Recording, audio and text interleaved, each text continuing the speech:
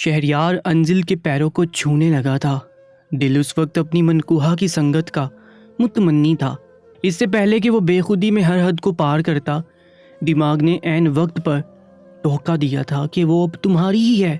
پہلے اس کے دل کو جیتو، پھر اس کے قریب آنا۔ تمہاری جلد بازی کہیں تمہیں اس کی نظروں سے مزید نہ گرا دے۔ انزل کے پیروں سے اس نے اپنا ہاتھ پیچھے کر لیے تھے، اٹھ کر واپس اپنی جگہ پر آ کر لیٹ گیا تھا۔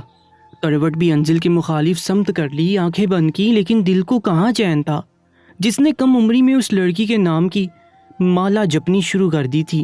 کئی بار وہ اسے دیکھ کر دل کے ہاتھوں مجبور ہو کر گستاخیاں کرتے ہوئے رک جاتا تھا کہ وہ اس کے لیے ابھی تک نامحرم ہے۔ تب تو اس کے پاس جواز ہوتا تھا انزل سے دور رہنے کا، اپنے دل کو اور خود کو روکنے کا، لیکن آج تو وہ اس کے نکاح میں آ چکی تھی، اس کے کمرے میں اسی کے بیڈ پر سو رہی تھی۔ کیسے ممکن تھا کہ دل آج شور نہ مچاتا؟ شہریار نے بہت کوشش کی کہ سو جائے، لیکن دل نے سینے میں ادم مچائی تھی کہ بے بس ہو کر کروٹ بدل کر انزل کو دیکھنے لگا، جس کا حسن سادگی میں بھی اسے آج پاگل کرنے پر تلا ہوا تھا۔ لیمپ کی مدب سی روشنی میں وہ ہوش اڑانے کی حد تک حسین لگ رہی تھی۔ اس پر اس کے چہرے پر بار بار آتی اس کی آوارہ لیٹیں جو بار بار اس کے چہرے کو چھو رہی تھی۔ شہریار کے دل نے بے امانی پر اکسایا تھا کہ وہ سو رہی ہے، ہر چیز سے بے خبر ہے، کیا حرج ہے کہ اس کی سنگت میں کچھ وقت گزار لیا جائے۔ شہریار دل کے ہاتھوں مجبور ہوا تھا، اس لیے اس کے قریب ہو چکا تھا۔ دل کی دھڑکنیں کسی آوارہ گھوڑے کی مانند دوڑ رہی تھی۔ جیسے ہی اس نے انزل کو اپنے حصار میں لیا تھا، وہ بے ہودی سی اس پر جانے لگی تھی۔ اس سے پہلے کہ وہ سب کچھ بھول جاتا، سادی آئی لو یو انزل نیند میں بول رہی تھی۔ کسی کرنٹ کی مانند وہ انزل سے پیچھے ہٹا تھا۔ کیسے دھوکہ دے سکتے ہو تم مجھے؟ میں نے تم سے محبت کی تھی، تم نے ساتھ نبھانے کا وعدہ کیا تھا، انزل نیند میں بول رہی تھی۔ بول کیا رہی تھی؟ شہریار کے ہوش اڑا رہی تھی۔ وہ یکدم ہی اٹھ کر بیٹھ گیا۔ اب انزل اس کا ہاتھ نیند میں پکڑ چکی تھی۔ سادی پلیز مجھے چھوڑ کر مت جاؤ، مجھے اس وقت تمہاری ضرورت ہے، تمہارے ساتھ کی ضرورت ہے۔ کہا نا آئی لو یو۔ انزل نے اگر کسی کو ٹوٹ کر چاہا ہے تو وہ تم ہو۔ اپنی شادی کی رات اپنی دل عزیز بیوی کے منہ سے جو کچھ وہ سن رہا تھا، اسے سہنا اس کے لیے آسان نہیں تھا۔ اس نے اپنا ہاتھ انزل کے ہاتھ سے چھڑوا لیا تھا۔ بیڈ سے اٹھ کر وہ صوفے پر جا کر بیٹھ گیا تھا۔ انزل اب بھی نیند میں سادی کر رہی تھی، اب رو رہی تھی، اس کی منت سماجت کر رہی تھی۔ ایک آگ تھی جو شہریار کے اندر لگ چکی تھی۔ اس نے صوفے کے سائڈ پر رکھے شیشے کے ٹیبل پر سگریٹ کا پیکٹ اٹھایا، اس میں سے سگریٹ نکال کر اپنے لبوں میں دبایا تھا۔ لیٹر سے اسے سلگا کر اپنے اندر کی کھولن کو دور کرنا چاہتا۔ یہ لڑکیاں بھی کتنی عجیب ہوتی ہیں، کیسے اپنے اندر اتنے راز دفن کر لیتی ہیں۔ کب مجھے پتہ چل سکا کہ انزل کی زندگی میں سادی آ چکا ہے، نہ مجھے یہ معلوم ہو سکا کہ میرے ہوتے ہوئے میری انزل کے دل میں جا بسا ہے۔ ایک کے بعد ایک سگریٹ کا کش وہ لگا رہا تھا، لیکن اندر کی گھٹن تھی کہ کم ہونے کا نام نہیں لے رہی تھی۔ وہ اٹھ کر کھڑا ہو گیا، سامنے کھڑکی کے پاس چلا گیا، کھڑکی سے پردہ پیچھے کر دیا۔ اے سی کا کمرہ اس وقت سرد تھا، لیکن شہریار پسینے سے شرابور تھا۔ اندر اتنی گھٹن تھی کہ سانس لینا محال ہو رہا تھا، اس لیے فوراً سے کھڑکی کھول دی۔ تازی ہوا کے کئی جھونکے اندر داخل ہوئے تھے۔ شہریار نے آنکھیں بند کی اور لمبے سانس بھرنے لگا۔ وہ میری ہے، میری ہی رہے گی۔ پھر نکاح میں بہت طاقت ہوتی ہے، جائز رشتے دلوں کی ڈور کو باندھ دیتے ہیں۔ ایک دن اس کا دل بھی میرے دل کے ساتھ بندھ جائے گا، بھول جائے گی وہ سادی کو، ایک بڑے خواب کی طرح۔ وہ شاید اپنے دل کو مطمئن رکھنے کی کوشش کر رہا تھا۔ عورت اپنی پہلی محبت کو کبھی فراموش نہیں کر سکتی، اور انزل جیسی حساس لڑکی، جیسے تمہاری بچپن کی ہر بات یاد ہے، جس کی وجہ سے وہ تمہیں لوز کریکٹر سمجھتی ہے، تم سے نفرت کرتی ہے، وہ کہاں سادی کو بھول کر تم جیسے شخص سے محبت کرے گی جس کی نظر تم ایک کریکٹر لیس انسان ہو۔ سینے کے اندر جیسے سویا ہوا ضمیر جاگ اٹھا تھا، جس کی باتیں اس وقت شہریار کی بے چینی کو مزید بڑھا رہی تھیں۔ ایک کے بعد ایک سگریٹ بھی اسے چین نہیں دے رہا تھا، اس لیے بے بس سا ہو کر وہ واش روم چلا گیا۔ شاور کے نیچے کھڑا ہو گیا، اپنے اندر لگی آگ کو پانی سے بجھانے کی کوشش کر رہا تھا۔ کوئی بھی مرد ہو، کیسا بھی کیوں نہ ہو، کبھی بھی اپنی بیوی کے منہ سے کسی دوسرے انسان کے لیے ایسا اظہار نہیں سن سکتا۔ اس وقت شہریار کے دل پر کیا گزر رہی تھی، یہ وہی جانتا تھا۔ کافی دیر وہ شاور لیتا رہا۔ جب واپس کمرے میں آیا تو آنکھیں سرخ تھیں، انزل بے خبر سو رہی تھی۔ وہ صوفے پر جا کر لیٹ گیا، پھر اس کی آنکھ صبح ہی کھلی تھی۔ جب وہ اٹھا تو انزل اٹھ چکی تھی، بیڈ پر بیٹھی نہ جانے کیا سوچ کر رو رہی تھی۔ شاید سعدی کو ہی سوچ رہی ہوگی۔ وہ اٹھ کر بیٹھ گیا۔ اس سے کہاں برداشت ہو رہا تھا کہ انزل اس کے علاوہ کسی اور کے بارے میں سوچے، اس لیے اس کے پاس آ گیا۔ شہریار کو دیکھ کر اس نے اپنے آنسو صاف کیے تھے اور اس کے پاس آ کر بیٹھ گیا۔ کیا یہ ضروری ہے کہ تم ایک بے وفا شخص کے لیے یوں ہی روتی رہو؟ شہریار نے بڑے ضبط سے اس سے پوچھا تھا۔ کچھ باتوں میں انسان دل کے ہاتھوں مجبور ہوتا ہے، میں بھی مجبور ہوں۔ انزل نے دوبارہ سے بہتے آنسو صاف کیے تھے۔ کسی ملازمہ سے کہہ کر میرے کمرے سے میرے کپڑے منگوا دے، میں یوں باہر نہیں جا سکتی۔ شہریار کے ڈھیلے ڈالے کپڑوں میں ملبوس تھی۔ شہریار اس بات میں سر ہلا کر کمرے سے باہر چلا گیا۔ کچھ ہی دیر میں ملازمہ انزل کے بہت سے کپڑے ہینگر میں اٹھائے شہریار کے کمرے میں داخل ہوئی تھی۔ ان میں سے ایک سادہ سا لباس انزل نے منتخب کیا تھا اور واش روم میں چلی گئی۔ باقی کے کپڑے ملازمہ شہریار کے وارڈ روم میں رکھنے لگی تھی۔ جب وہ نیچے ڈائننگ ٹیبل پر آئی تو سبھی وہاں موجود تھے، لیکن خاموشی سے ناشتہ کر رہے تھے۔ انزل اپنی کرسی کھینچ کر اس پر بیٹھنے لگی تو جہانگیر بلوچ نے ٹوک دیا، انزل تم شہریار کے برابر میں آ کر بیٹھو۔ جہانگیر بلوچ کی بات پر برجستہ دونوں ایک دوسرے کو دیکھا تھا، مگر اگلے ہی لمحے نظریں بدل گئے تھے۔ وہ یہ بات بھولی نہیں تھی کہ اس کی حیثیت بدل گئی ہے، لیکن جہانگیر بلوچ کا یوں ٹوکنا اسے برا لگا تھا۔ وہ اٹھ کر شہریار کے ساتھ جا کر بیٹھ گئی۔ اس سے پہلے کہ اپنے کپ میں چائے ڈالتی دوسرا حکم صادر ہوا تھا، انزل میرے خیال سے تمہیں اس حویلی کے اصولوں کو اب فالو کرنا چاہیے۔ تم اسی ماحول میں پلی بڑھی ہو، اس لیے مجھے نہیں لگتا کہ تمہیں سمجھنے کی ضرورت ہے۔ یہاں کی عورتیں پہلے اپنے شوہر کو ناشتہ سرو کرواتی ہیں۔ جہانگیر بلوچ تو جیسے انزل کے ضبط کا امتحان لینے پر تلے ہوئے تھے۔ انزل نے شہریار سے پوچھا، آپ ناشتے میں کیا لیں گے؟ تم اپنا ناشتہ کرو انزل، مجھے جو کھانا ہوگا میں لے لوں گا۔ شہریار نے اس کی مشکل آسان کی تھی۔ بابا آپ پلیز انزل پر ایک ہی دن میں سارے اصول مسلط نہ کریں، وقت کے ساتھ ساتھ وہ سب سیکھ جائے گی۔ شہریار نے جہانگیر بلوچ کو بھی منع کر دیا تھا۔ جواب میں وہ کچھ نہیں بولے۔ جنت بیگم پوتے کی بات سن کر خوش ہوئی تھی جو انزل کے معاملے میں نرمی دکھا رہا تھا۔ جہانگیر بلوچ نے جیب سے ٹکٹس نکال کر شہریار کی طرف بڑھائے تھے۔ رات کو ولیمہ ہے اور کل کی تم دونوں کی اسلام آباد کی فلائٹ ہے، 15-20 دن خوب انجوائے کر کے آؤ۔ یہ سن کر انزل سے چائے پینی مشکل ہوئی تھی۔ وہ شہریار سے دور رہنا چاہتی تھی کیونکہ یہ شادی اس کی بہت بڑی مجبوری تھی۔ حویلی میں وہ خود کو مصروف رکھ سکتی تھی، لیکن شہریار کے ساتھ اسلام آباد اور مری جیسی جگہ پر ہرگز بھی نہیں جانا چاہتی تھی۔ بس ایک چائے کا کپ تھا، انزل نے پیا تھا اور اپنے کمرے میں آ گئی۔ اب یہ سوچ رہی تھی کہ کیسے کوئی بہانہ ایسا تراشے کہ وہ اسلام آباد شہریار کے ساتھ نہ جا سکے۔ ابھی اسی الجھن میں مبتلا تھی کہ کمرے کا دروازہ کھلا تھا۔ مقدس بیگم اندر داخل ہوئی تھی۔ ان کے ہاتھ میں ایک بہت ہی خوبصورت سا جوڑا تھا، لیکن چہرے کے تاثرات ویسے ہی تھے، بھرم سے۔ کہنے لگی کہ اسے پہن لو، ابھی گاؤں کے تمام عورتیں تمہیں دیکھنے اور ملنے کے لیے آئیں گی۔ لیکن انزل اس وقت تنہائی چاہتی تھی، اس لیے اس نے مقدس بیگم سے کہا کہ وہ ابھی کسی سے بھی ملنا نہیں چاہتی، اس کے سر میں درد ہے۔ مقدس بیگم تو پہلے ہی شاید کسی موقع کی تلاش میں تھی، انزل پر پھٹ پڑی تھی۔ کسی عام انسان کی بیوی نہیں ہو تم، شہریار بلوچ کی بیوی ہو۔ یہاں پر تمہاری مرضی نہیں چلے گی، اور یہ اس وقت جو سوگ تم منا رہی ہو وہ کسی اور دن منا لینا۔ اٹھو، تیار ہو جاؤ، ابھی کچھ ہی دیر میں گاؤں کی سب خواتین تم سے ملنے آئیں گی، وہ اپنے سردار کی بیوی کو دیکھنا چاہتی ہیں۔ اٹھو اب اور ٹھیک سے تیار ہو کر آنا۔ اپنے اندر کی کرواہٹ نکال کے مقدس بیگم واپس جا چکی تھی اور انزل اس بند دروازے کو دیکھ رہی تھی جس سے واپس جانے والی اس کی شاید سگی ماں نہیں تھی، صرف جہانگیر بلوچ کی بیوی تھی۔ انزل نے تنفر سے اس جوڑے کی طرف دیکھا تھا اور پھر تیار بھی ہوگی۔ اس سے پہلے کہ وہ کمرے سے باہر نکلتی، شہریار کمرے میں داخل ہوا تھا۔ اس کا سجا سجایا روپ دیکھ کر کچھ پل تو دنگ سا رہ گیا تھا، پھر کہنے لگا کہ تمہیں میرے ساتھ ہی باہر سب کے سامنے جانا پڑے گا۔ گاؤں کی سب خواتین حویلی کے باہر موجود ہیں اور تم سے ملنا چاہتی ہیں۔ اسے دیکھ کر انزل طنزیہ مسکراہٹ کہنے لگی کہ ہاں، میں تو ایک کٹ پتلی ہوں، میری اپنی کسی خواہش کی اہمیت نہیں ہے، مجھے بس ایک حکم کے غلام بن کر ہی زندگی گزارنی ہے، یہ میں سمجھ چکی ہوں۔ چلیں بلوچ صاحب، جہاں چاہیں مجھے لے جائیں۔ انزل کے کاٹدار لہجے پر شہریار کچھ دیر اس کے چہرے کی طرف دیکھتا رہ گیا، پھر سمجھ گیا تھا کہ شاید مقدس بیگم نے اسے کچھ کہا ہے۔ کیا بات ہے انزل، تمہاری طبیعت تو ٹھیک ہے؟ اس کے ستے ہوئے چہرے کو دیکھ کر اس نے پوچھا تھا۔ میں مروں یا جیوں، میں جانتی ہوں کہ اس حویلی میں میری کسی کو پرواہ نہیں ہے، مجھے بس یہاں پر حکم کی غلام بن کر ہی زندگی گزارنی ہے۔ تو پھر جب یہ بات طے ہے تو پھر نوکر کیا اور نخرہ کیا؟ یہ کہہ کر انزل خود بھی کمرے سے باہر نکل گئی تھی۔ شہریار کے پاس اس وقت نہیں تھا کہ وہ یہ سوچے کہ آخر قصہ ہوا کیا ہے۔ اسے لیے کمرے سے باہر نکلا اور حویلی سے باہر جانے سے پہلے اس نے ان کا ہاتھ تھام لیا تھا۔ جب حویلی سے باہر آئے تو جہانگیر بلوچ بھی موجود تھے، ان کے ساتھ جنت بیگم، مقدس بیگم بھی وہیں تھیں۔ سامنے گاؤں بھر کی خواتین بیٹھی انزل کی منتظر تھیں۔ جہانگیر بلوچ نے جب ان دونوں کو ایک ساتھ دیکھا تو چہرے پر اطمینان بڑی مسکراہٹ ٹھہر سی گئی تھی۔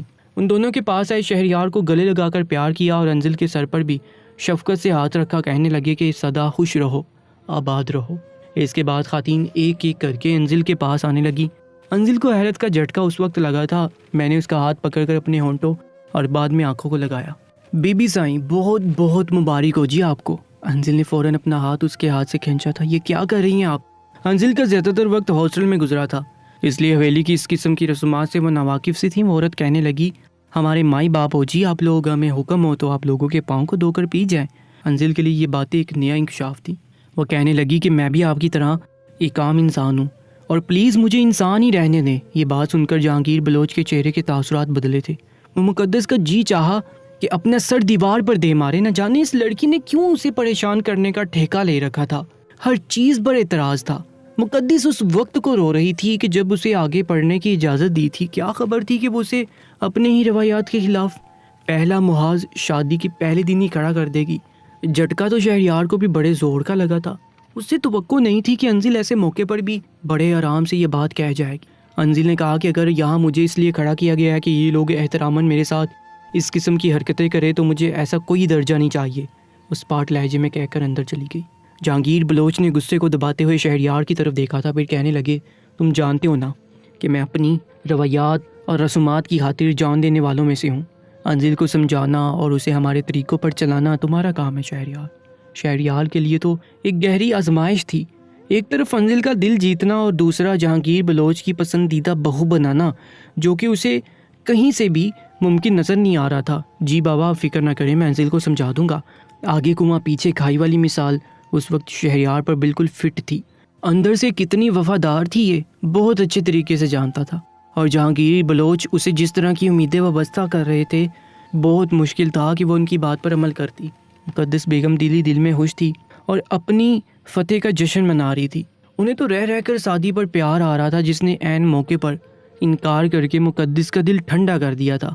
لیکن مقدس کی جان پر بھی بن آئی تھی جب سعدی نے انکار کیا تھا، کیونکہ وہ خوف زدہ تھی کہ کہیں شہریار یا جہانگیر سعدی کو جان سے نہ مار دے۔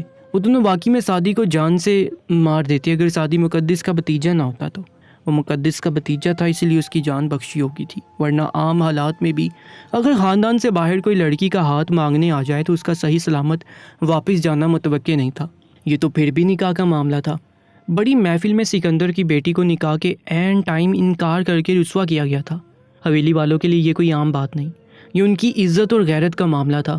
لیکن وہ سب تھے تو صرف اور صرف مقدس کی وجہ سے۔ مقدس خود بھی حیران تھی کہ سعدی نے انکار کیوں کیا، حالانکہ جتنے وہ سعدی کو جانتی تھی وہ وعدہ خلافی کرنے والوں میں سے تو بالکل بھی نہیں تھا۔ وہ ہر دوسرے تیسرے مہینے بعد اپنے بھائی کے گھر میں چکر ضرور لگاتی تھی۔ اسے وہاں جانا اچھا لگتا تھا، لیکن اب اسے اندازہ ہو گیا تھا کہ جہانگیر اور باقی حویلی کے مکین اسے ان لوگوں سے اب کسی قسم کا رابطہ رکھنے نہیں دیں گے، یعنی کہ اپنے ہی بھائی کے ساتھ مقدس کا جینا مرنا یہیں پر ختم ہو گیا تھا۔ مقدس کا کوئی بیٹا نہیں تھا، اس لیے سعدی انہیں اپنے بیٹے جیسا ہی لگتا تھا۔ شہریار کو تو وہ بس دکھاوے کے لیے بیٹا کہتی تھی، حقیقی محبت اسے سعدی سے تھی۔ نہ جانے کیوں مقدس کو لگ رہا تھا کہ سعدی نے صرف مقدس کی خاطر نکاح سے انکار کیا ہے، کیونکہ مقدس نے اسے کہا تھا اپنے بیان سے پھرنے کے لیے۔ کہیں نہ کہیں سعدی کا انکار مقدس کو خوش فہمی میں مبتلا کر رہا تھا کہ یہ سب کچھ سعدی نے مقدس کے لیے کیا تھا۔ سعدی کے انکار کے پیچھے اصل وجہ کیا ہے یہ تو کوئی بھی نہیں جانتا تھا۔ ہر کوئی اپنی کیا سرائیاں کر رہا تھا، لیکن مقدس اب مطمئن تھی۔ وہ خود تو حویلی کو وارث نہیں دے سکتی تھی، لیکن اب انہیں یہ تسلی تھی کہ ان کی بیٹی حویلی کو وارث دے گی اور مقدس کی واہ واہ ہو جائے گی۔ لیکن مقدس یہ سوچ کر پریشان تھی کہ کیا انزل شہریار کو اپنے قریب بھی آنے دے گی یا نہیں، کیونکہ جتنی نفرت کا اظہار شہریار سے کرتی تھی اس کو دیکھ کر تو نہیں لگتا تھا کہ وہ شہریار کو کسی بھی قسم کا حق دینے کو تیار ہو جائے گی، اور وہ بھی اتنی جلدی۔ خدا کرے اس کم عقل لڑکی کو جلدی عقل آ جائے، بس جلدی سے مجھے خوشخبری مل جائے کہ میں نانی بننے والی ہوں۔ جب انزل حویلی کو وارث دے گی تو میں حقیقی معنوں میں سر اٹھا کر حویلی میں جی سکوں گی۔ مقدس نے دل سے دعا کی تھی، مجھے جواب چاہیے سعدی، میں سوچ بھی نہیں سکتا کہ تم اتنی جلدی اتنی بڑی حرکت کر جاؤ گے۔ ابراہیم صاحب کو سعدی پر جتنا بھی غصہ آتا کم تھا۔ میں کہتی ہوں کہ مجھے بتا تو کون سی ایسی لڑکی تیری زندگی میں آ گئی ہے، اس خاندانی لڑکی کو یوں عین نکاح کے موقع پر بدنام اور رسوا کر کے رکھ دیا۔ بے شک ہم دولت مند نہیں ہیں سعدی، لیکن غیرت مند تو ہیں۔ مجھے تم سے یہ امید تو ہرگز نہ تھی۔ ہاجرہ کی آنکھوں سے آنسو نکل رہے تھے۔ ایک لڑکی کی عزت کیا ہوتی ہے اچھی طرح سے جانتی تھی وہ بھی. 2 بیٹیوں کی ماں تھی اور انزل سے تو اس کو ویسے بھی بچپن سے ہی محبت تھی. اس کی وجہ یہ تھی کہ اس لڑکی کی معصومیت جو سب کے دل جیت لیتی تھی گھر واپس آتے ہی ہاجرہ اور ابراہیم سعد کے کمرے میں آ گئے تھے. انہیں یقین نہیں آ رہا تھا کہ وہ یہ قدم بھی اٹھا سکتا ہے. دولت میں اتنے اندھے تم کبھی نہ تھے بھائی. کیا پیسہ کسی کی لڑکی کی عزت سے بڑھ کر ہوتا ہے؟ جو کچھ آپ نے انزل کے ساتھ کیا ہے کل کو اگر کوئی میرے ساتھ کرے تو کیا حال ہوگا آپ کا؟ بکواس بند کرو اپنی بسما. جب اس کی زبان کا قفل ٹوٹا تھا میں نے غضبناک لہجے سے اس نے بسما کو دھارا تھا. اپنی بہن پر بات آئی تو بڑا غصہ آ رہا ہے تمہیں. کیا انزل کسی کی عزت نہ تھی؟ ہاجرہ بیگم کو تو جیسے بیٹے کے رویے پر آگ ہی لگ گئی تھی. سعدی کھڑا ہو گیا، کہنے لگا کہ میرے پاس آپ کے سوالوں کا کوئی جواب نہیں ہے. یہ میری زندگی ہے، جسے چاہے میں اپنی زندگی میں شامل کروں اور جسے چاہے نکال پھینکوں. آپ لوگ کون ہوتے ہیں دخل اندازی کرنے والے؟ سعدی اس سے زیادہ بھی کچھ بول جاتا لیکن ابراہیم صاحب کے پڑے تھپڑ نے اسے چپ کروا دیا. بے غیرت، خبیث انسان، نکل جا تم میرے گھر سے. جا اس لڑکی کے پاس چلا جا جس کی خاطر تو نے انزل کے ساتھ ساتھ ہمیں بھی رسوائیوں کے گھڑے میں ڈال دیا ہے. سعدی نے صرف آنکھوں سے باپ کو دیکھا تھا لیکن پھر وہاں رکا بھی نہیں، فوراً سے باہر نکل گیا. اپنی موٹر سائیکل پر بلا وجہ ہی سڑکوں پر تیز رفتار میں اپنی بائک کو دورا رہا تھا. دماغ کی حالت اب اس قدر خراب ہو چکی تھی کہ لگتا تھا کہ سر درد سے پھٹا جائے گا. ولیمے کی رسم سے فارغ ہو کر جب انزل اپنے کمرے میں آئی تو سب سے پہلے اپنا لباس تبدیل کیا تھا. وہ نہیں جانتی تھی کہ شہریار کی بے خود سے نظریں اس پر اٹھی تھیں. انزل سادہ لباس پہنے بیڈ پر لیٹ گئی تھی اور چاہتی تھی کہ شہریار کے کمرے میں آنے سے پہلے ہی سو جائے. جیسی کمرے کا دروازہ کھلنے کی آواز آئی اس نے جھٹ سے آنکھیں بند کر لی تھی. کمرہ بھی تاریک میں ڈوبا ہوا تھا. ولیمے کے ختم ہوتے ہی انزل اپنے کمرے میں جا چکی تھی. شہریار کو جہانگیر بلوچ کے ساتھ دوسرے گاؤں سے آنے والے سرداروں اور جاگیرداروں کے ساتھ میل ملاقات میں وقت لگ گیا تھا.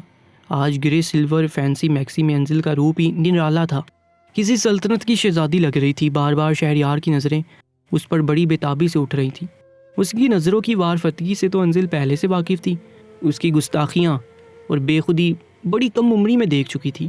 تب تو شاید وہ اس لیے حد کو تجاوز نہیں کرتا تھا کہ اسے اپنی خاندانی عزت کا پاس رکھنا تھا، لیکن اب تو اسے کھلی چھوٹ مل گئی تھی. کل رات اسے کچھ نہیں کہا تھا لیکن کیا خبر آج وہ اسے موقع نہ دیتا. اس خیال نے انزل کی جان نکال دی. سعدی کا غم اور بے وفائی کا دکھ اپنی جگہ، لیکن شہریار کی سنگت کا سوچنا بھی اس کے لیے سہانے رو تھا. ایک طرف شہریار کے دل کی بےتابیاں نظروں میں سمٹ آئی تھیں، دل کی دوائیاں بھی عروج پر تھیں، اور دوسری جانی منزل کا خوف بڑھنے لگا تھا. جیسے شہریار نے کمرے کا دروازہ کھولا تھا کمرہ تاریک میں ڈوبا ہوا تھا اور دھیرے دھیرے وہ چلتا ہوا آگے بڑھا تھا. انزل کی جانب کی سائڈ ٹیبل پر رکھا لیمپ آن کیا. وہ منہ تک لحاف اوڑھے لیٹی تھی. وہ سیدھا واش روم میں چلا گیا. جب فریش ہو کر باہر آیا تو اپنے آرام دہ لباس میں تھا. جانتا تھا کہ سوئی نہیں ہے کیونکہ لحاف پر رکھا ہاتھ بری طرح سے کپ کپا رہا تھا. یقیناً جاگ رہی تھی. شاید اس کی قربت کا سوچ کر خوف زدہ تھی جیسے بچپن میں ہو جاتی تھی، لیکن نہ اس وقت وہ خود روک پاتا اور نہ ہی آج اسے ایسا ممکن لگ رہا تھا. اس لیے بیڈ پر لیٹتی سب سے پہلے لحاف اس کے منہ سے دھیرے سے پیچھے کیا تھا. آنکھیں بند کی تھیں لیکن لرز رہی تھیں. تیز چلتی سانسوں کی آمد و رفت سے وہ جان چکا تھا محترمہ ہر بار ڈرامہ کرتے ہوئے پکڑی جاتی ہیں. اس بار بھی پکڑی گئی تھی. اچھا ہے انجل کہ تم سو رہی ہو.